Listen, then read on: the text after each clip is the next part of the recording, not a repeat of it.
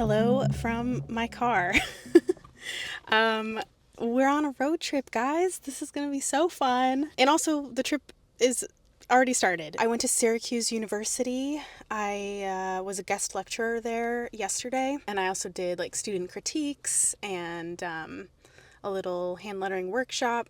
It was a full day, great time. And yeah, now I'm not going straight back to Boston. I'm going to go first to Connecticut for a couple different reasons, but one of them being the Connecticut Sheep and Wool Festival. So can't wait for that. But in the meantime, I am making stops along the way so that my journey's a bit more fun.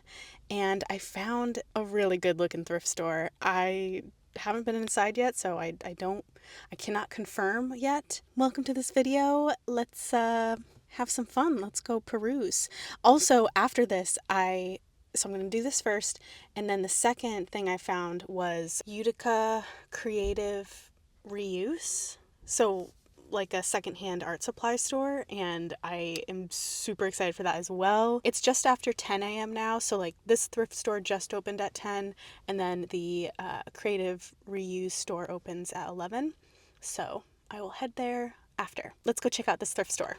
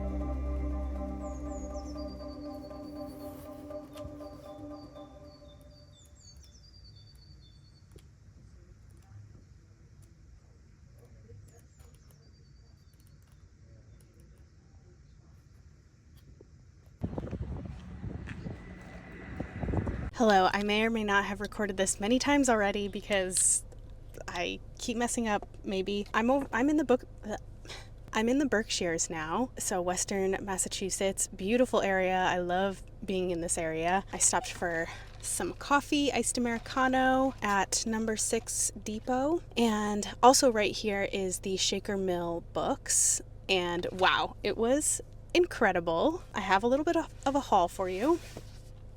So I got this book. I did absolutely buy this for the cover. Stunning, beautiful. I'm just going to show you the covers right now. Maybe later on I'll show you inside. This is in another language. However, it is just cross-stitch patterns. So it's just a lot of charts. And then these two like little catalogs, Weavings of New England. Such a cute graphic, and I think it's just news about fiber arts. Yeah, this is winter of 1988, and then I've got summer of 1989. Look at this cover. There's a spider. I just thought it was really cool. So I'm excited to read those and kind of dive in. And I don't know, I couldn't put any of those down. I was very drawn to them. I think I think they're cool. And they're all old, so that's fun. All right, I need to continue my drive. I'm glad I stopped for coffee. I was definitely getting tired. It's the afternoon now, and yeah, I'm gonna continue my journey.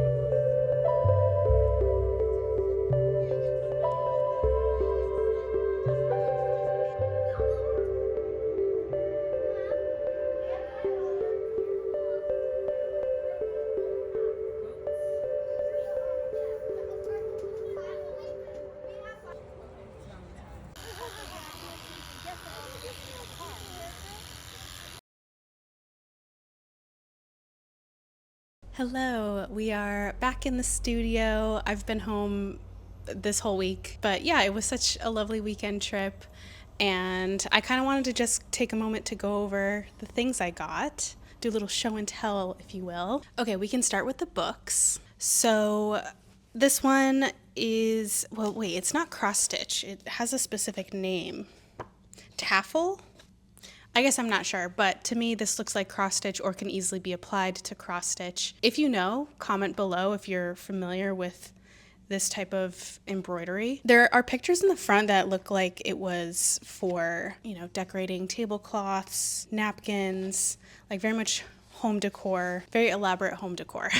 I don't know if I'm actually going to use any of these charts, but it just was so cool, and honestly, this felt inspiring to me as an object, because I would love to create my own more modern version of this. By saying modern, I'm not trying to diss this, like this is beautiful and like timeless, but like using my illustrations to create a book of cross-stitch patterns, maybe? Something I need to explore a bit more, but I can see the potential there, and I've been working on that, like creating my own cross-stitch charts and things like that for a personal project, but I see the potential to like make booklets and, I don't know, do something there. Combining illustration with fiber arts, which I think is my favorite thing when I can make that happen. So this just felt very inspiring as inspiration for that mindset I have. Also, it's quite warm in the studio. For some reason, my hair's down, which is not helping, so my face is probably really red. I'm not wearing makeup today. It's fine. It's fine. I have a red face. It's okay. Okay, this one is so cool. The Creative Art Crafts Paper Toy Relief Crafts Book 1, and it's by Pedro de Lemos. And this is just full of crafts. I guess it's kind of all grouped together by what it said at the front, Paper Toy Relief. And it kind of just has like a simple photo, or not, some of them are photos. Like it doesn't really tell you, there's not really directions. There's some directions, but it's just a lot of ideas. And also just a lot of illustrations, which is of course fun for me. So I haven't had the time just yet to really like sit down and dive into this, but again, I see a lot of potential. I think especially with like the paper crafts, that is of interest to me. And it just was a cool object. These were both $9, which feels very affordable for something like this. This was, I think the copyright is 1944 on this one, so quite old. So cool. And then these two are like, yeah, fiber art catalogs. So Weavings of New England is the name. And again, I haven't had the time yet to really sit through and digest these, but I think it would be so fun and potentially inspiring to create my own zine. Like, yeah, just kind of see what kind of content they have in here and use that as inspiration to make my own. Maybe. I don't know. There's words of wisdom for hand weavers. Let me read some. Do all your work as though you had 1,000 years to live, and as you would if you knew you must die tomorrow. That's from Mother Ann Lee from Shaker Lower Village. Thorough preparation makes its own luck. That is Joe Poyer from The Contract. I don't know where they're getting these quotes. Oh, there's also really good illustrations. I didn't even see this one. This looks like an etching. I might have to do a close-up. Wow. This says, a gathering of spinners. November 5th was a rainy day, but that did not seem to deter the 150 or so spinners that attended the 3rd annual Spinners Open House at Enfield, Connecticut. Oh, I'm from Connecticut. Spinners came from Maine, Vermont, New Hampshire, Rhode Island, Connecticut, and New York to enjoy a day of demonstrations, shopping, sharing, and lamb stew. Wow, lamb stew. This is so sweet. I feel like this is still happening today. I mean, I'm more familiar with the knitting side of things, but I'm thinking of like Rhinebeck and like going to sheep and wool festivals. Like, it's just cool to see that, yeah, this has been happening for a long time. It's just very sweet. So I'm going to definitely spend some time with these. There were more there too, but I resisted. These were $6 each. Oh yeah, and this one has the address of the people who ordered this from West Barnstable, Massachusetts. Ah, so sweet. Oh my God, there's an ad for Webb's in Amherst, Massachusetts. I've been there. It's still a yarn store, and maybe they manufacture. I don't know if they manufacture there or what, but they do make they have their own brand of yarn, Webb's yarn. That's so cool. I feel like these are gems. I'm really excited to dive in. Let's continue. Very pleased with that. And honestly, quite affordable. So I think it cost me around $35. I'm not going to do the math, but under 40. Okay, let's rewind. Before that, I was in Udica and I had gone to that thrift store and the creative reuse store. So I didn't get too much, but it was really fun to look around. I ended up getting a couple latch hooks in like a very small size. So these two have nice handles, and then I do not know what these are for.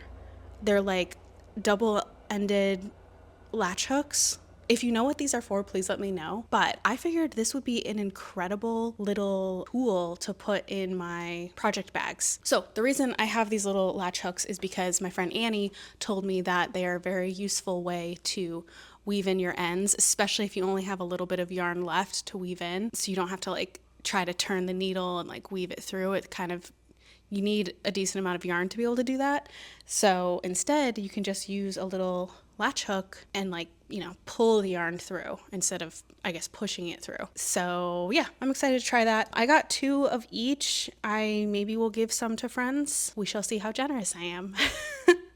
But yeah, just seemed like a useful tool. The larger ones I think were $1, and then these small ones, like, I don't know, 50 cents at most. And then, so also continuing to rewind, I went to that thrift store and I only got this shirt. Honestly, I was tempted to just leave without anything because the line was starting to get long. And I was like, is it really worth buying this shirt? I think it was the right choice. I lost the tag.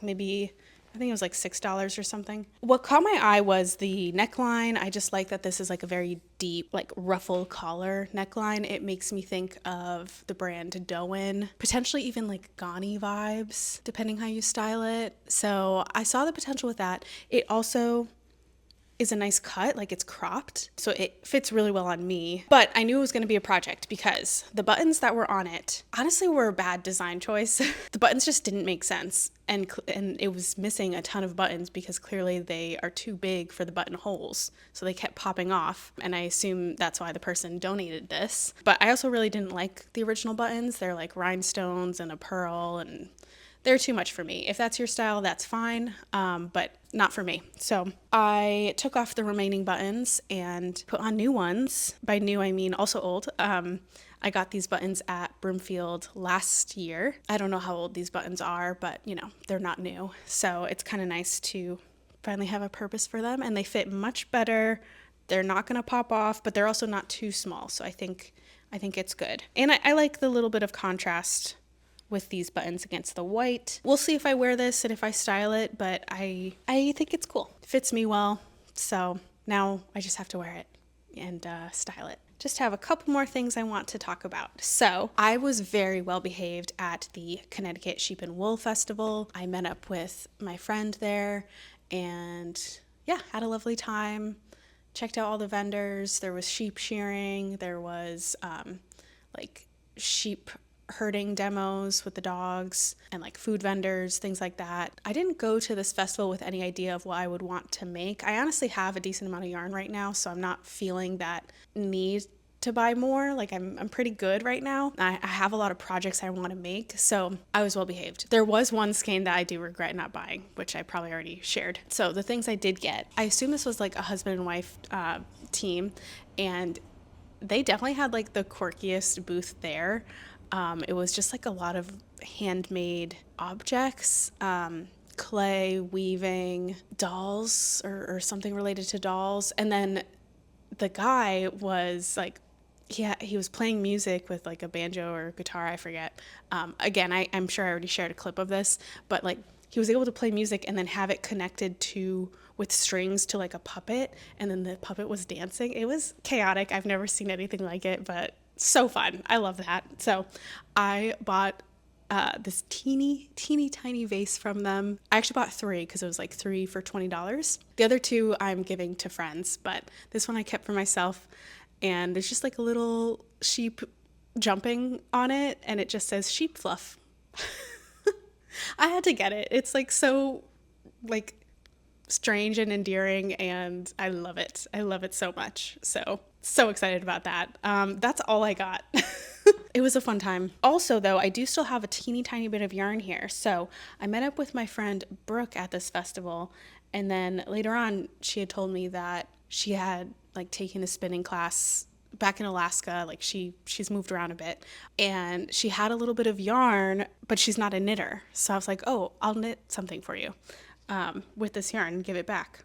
So it's just a little bit, this like teeny tiny skein. I will probably pair it with something else, obviously, because it's a very small amount of yarn, but I'm excited about creating something for her with yarn she spun herself. Then I will knit with it, and that's pretty exciting, very sweet. Yeah, I guess my first idea for projects was like, oh, maybe I can do like a little scrunchie perhaps, but I don't even know if this is enough for that. So maybe I can do like a little scarf, and then this can be the border. If you have ideas with what to do with this, it is quite chunky, or it's kind of quite variable. Some of it's quite chunky, some of it's pretty thin. So it's gonna be like really good texture. If you have an idea for a very small project, I'm happy to pair this with yarn that I have. Let me know if you have ideas. So I think that's everything. Thanks for joining me on this little trip and this little vlog. I hope you enjoyed it. I like making videos like this, along with my regular like knitting podcast or like studio projects and things like that. So hope you have a lovely weekend. Please like, comment, subscribe, and I'll see you in the next one. Bye.